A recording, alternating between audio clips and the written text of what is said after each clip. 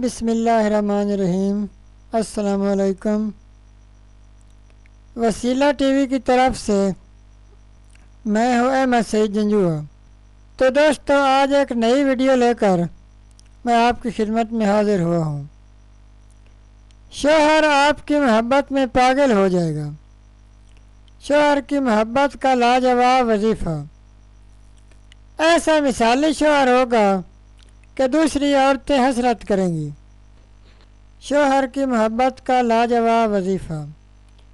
नाज़रीन, वसीला टीवी की तरफ से मैं हूँ अहमद सईद जंजुआ।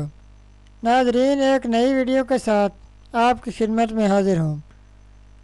नाज़रीन, अगर आपको ये वीडियो अच्छी लगे तो वसीला टीवी को लाजमी सब्सक्राइब कर लें और घंटी के निशान पर लाजमी क्लिक करें ताकि हमारी नई वीडियोस आपको सबसे पहले मिल सकें।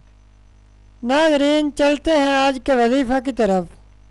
नाज़रीन, करना यह है कि सरसों का तेल लेकर इस पर अव्वल व आखिर 11 मरतबा दरूद इब्राहिमी 313 मरतबा बिस्मिल्लाह पढ़कर दम कर लें और वो तेल खुद भी सर में लगाएं और शोहर को भी वही तेल सर में लगवाएं।